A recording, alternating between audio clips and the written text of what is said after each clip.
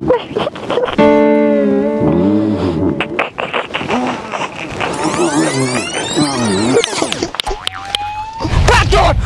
ले बाली, चल ले को लड्डू छीन के गुजे मार रे, मार ना रे, सोच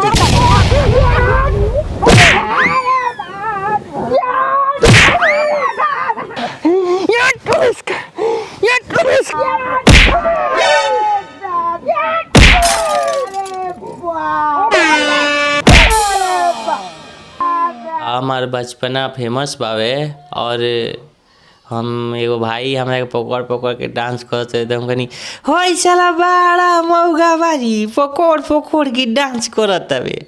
पैसा चोरैले रहनी, मम्मी हमरा पर विश्वास करस, पैसा किने उने के देश तो गिनते समय में 10,000 रुपया चोरैले रह। सफलता के राज ये बा कि हमार बियाह हो गइल बा।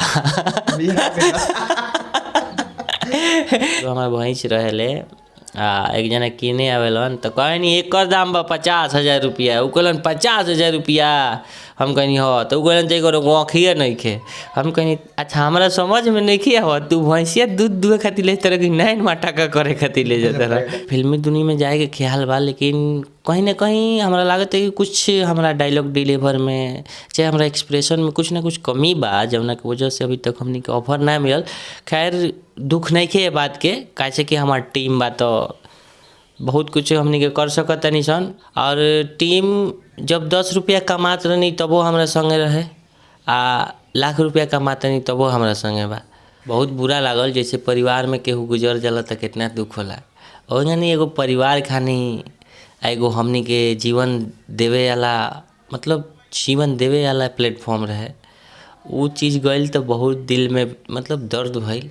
नमस्कार, रघुआ दाता ने जियो भोजपुरिया, हम राजेश। अभी हम पहुंचल बनी सिवान जिला में। सिवान जिला के कॉमेडी स्टार कृष्णा जय के पास पहुंचल बनी। तो ये चेहरा कोनो पहचान के मोहताज नहीं खे, वह चेहरा या सामने मौजूद बनी कृष्णा जय, यहाँ से कॉमेडी के स्टार बनी। यहाँ से वो विषय पर चर्चा कैली जौन यहाँ के समाज में जागरूकता ला बनी। शुरू में बीगो ज्वाइन करनी सन और बीगो से ही धीरे धीरे सीखे के मिलल कि वीडियो के गनी बनावे के चाही, का करे के चाही और वो चीज़ के फॉलो करनी सन। उससे पहले जितना भी बड़ भैया भोजपुरिया जियो भोजपुरिया के देखत नहीं, वो बड़ भैया के हाथ जोड़ के हम कहें कि रोरा सब चैनल के लाइक सब्सक्राइब शेयर करी और ये वीडियो के ढेर दूर तक शेयर करी। तो पहले जौन टिकटॉक और वीगो पर बनावत रही वीडियो तब बंद हो गई, तो ओकरा बाद से रोल के कहाँ से ख्याल आयल कि यूट्यूब और फेसबुक के शुरुआत कइल जाओ? एमें कहीं ना कहीं अपना बड़ भैया रोहित पटेल के क्रेडिट देतनी कि भैया हमरा के वीगो रहत समय में ही यूट्यूब पर प्लेटफॉर्म पकड़ा दिलन और 40,000 सब्सक्राइबर वाला हमारे कृष्णा जय ऑफिशियल चैनल वह भाई दिलन। आज भी वो एहसान के हम ना भूलेनी और जब भी भाई से मिलेनी एगो रिस्पेक्टे मिलेनी और अपन बड़ भाई के तरह ही मिलेनी। तो जब टिकटॉक वीगो बंद हो गई तब अपना अंदर कैसन फीलिंग आयल हुई? अचानक से कोनो चीज़ के धक्का लागल तो का समझ में आइल के बार? बहुत बुरा लागल, जैसे परिवार में केहू गुजर जाला तो कितना दुख होला। और यानी एगो परिवार खानी एगो हमनी के जीवन देवे वाला, मतलब जीवन देवे वाला प्लेटफॉर्म रहे, वो चीज़ गइल तो बहुत दिल में मतलब दर्द भइल। लेकिन कहीं ना कहीं यूट्यूब हमनी के संभाल लेलस ताकि उतना अफसोस ना भइल। न तो जब वीगो बैन भइल तो बहुत सारा टैलेंट दब के रह गइल। काहे कि हमनी खानी वो लोग यूट्यूब पर थोड़े आइल लो, वो लोग वीगो भर ही सीमित रह गए लो। अब भाई उजी की ऐसे छोड़ के फिर काम धंधा में अपना लाग गए लो, तो बहुत सारा टैलेंट जौन बाकी वीगो बैन भइला से दब के रह गई, टिकटॉक बैन भइला से दब के रह गई।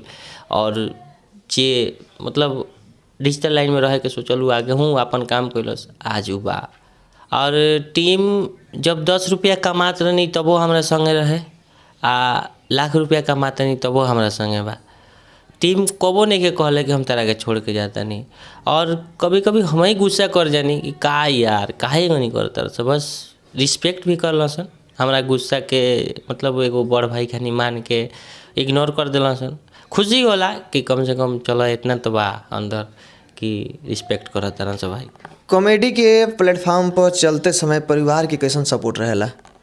परिवार के बहुत अच्छा सपोर्ट रहे। काहे कि हमरा घर में 5 साल पहले ही हमारे पिताजी गुजर गनी, हम 2 साल पीछे से ये सब डिजिटल लाइन स्टार्ट कैले बनी। तो जौन भी निर्णय लेले बानी अपना मन से लेले बानी। और शुरू में मम्मी कहली हमरा से कि ठीक बा, जौन तारा अच्छा कर इच्छा करता तौने कर, बस ई ना होके कि बदनामी हो जाओ। और वो चीज़ के ध्यान में रख के कहनी। आज मम्मी भी खुश बड़ी, ओहो बड़ा खुश रही, आजो खुश बड़ी। बस डिजिटल लाइन के बारे में उनका पता ना रहे कि सजेस्ट करस कि बाबू हई कर चाहे हऊ कर। उतना शिक्षा तो हमनी के अथी में ना रहे। हमनी के थोड़ा बहुत पढ़ैली, मम्मी परेशानी होखे लागल तो पढ़ाई छोड़ देनी। पढ़ाई छोड़ के 1-2 बार बाहर भी गईनी, बाहर में भी अनसक्सेस रहनी।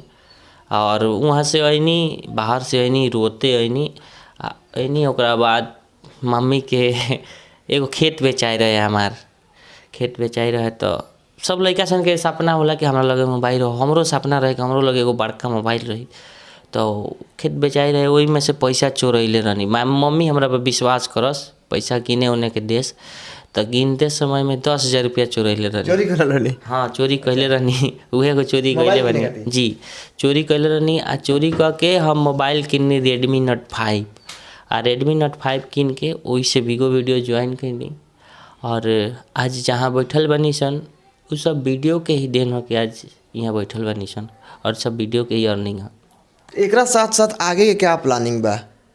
बस एकरा साथ साथ आगे के प्लानिंग यह बा कि हमनी के अच्छा कंटेंट लेके आई सन, कुछ और यूनिक चीज़ लेके आई सन। और अपना वीडियो में इम्प्रूवमेंट ज़्यादा करी सन, कट टू कट वीडियो लगाई सन। अच्छा से अच्छा संदेश लेके आई सन। फिल्मी दुनिया में भी जाए के ख्याल बा का?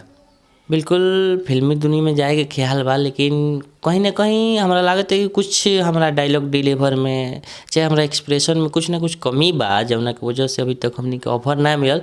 खैर दुख नहीं खे बात के, कैसे कि हमार टीम बा तो बहुत कुछ हमनी के कर सकतनी सन देहात से भी। और कोशिश करम सन, बस हमनियों के एगो छोट कलाकार बनी सन, सीखतनी सन कला। और कहीं ना कहीं कुछ भूल जाते हो कम से, जौना की वजह से ऐसा होता। वीडियो के शूटिंग कैल, वीडियो के कलेक्ट करे में कितना समस्या और क्या क्या परेशानी के सामना करे पड़ती? बिल्कुल, अगर एगो 10 मिनट के वीडियो बा, हमने के अभी फ़िलहाल में एगो वीडियो शूट करनी है, सब बर्बाद जिंदगी, जौना के शूट करे में 20 दिन लगेले बनी सन। और 20 दिन में एडिट कर उर के 23 मिनट कुछ सेकंड के भइल बा वीडियो।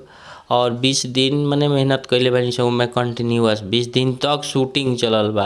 आ 20 दिन के दौरान ही जब से शूटिंग चलल बा तब से, जैसे आज शूट करके नहीं सन, शाम के थोड़ी जितना शूट भेल बा उतना एडिट कर देनी सन, ऐसे ही 20 दिन प्रोसेस रहे। तब जाके बर्बाद जिंदगी लेके आयल बानी सन। और बहुत अच्छा ओकर रिस्पॉन्स बावे। रोरा सब ओकरा के 1.5 मिलियन तक कर दिले बानी। और अमलेटवा के प्यार 3 पॉइंट कुछ बावे।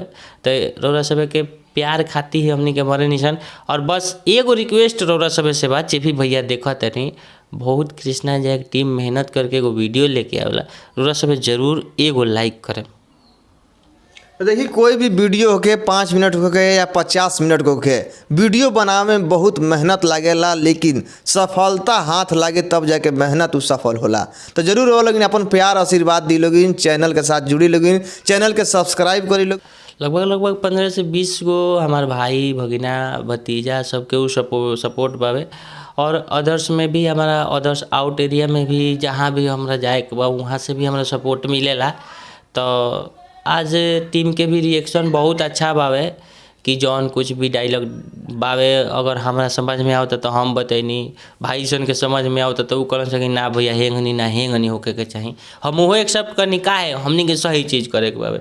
ई नहीं कि हम जौन कह देनी तौने होई ना, अगर हमरा ओकर बात अच्छा लगता तो वो हम एक्सेप्ट करें, काहे कि हमनी के अच्छा चीज़ लेके आओ ना मार्केट में। बस कॉमेडी के लेके रुआ जागरूकता फैलावनी। तो अभी जौन अग्निपथ योजना बा केंद्र सरकार के, एकरा के लेके हर जगह हिंसा चलता, हर जगह सरकारी संपत्ति के साथ खिलवाड़ कइल जाता, तोड़ फोड़ कइल जाता। तो एकरा प्रति भी रुआ कौन प्रकार के वीडियो बनावे के तैयारी कइले बनी?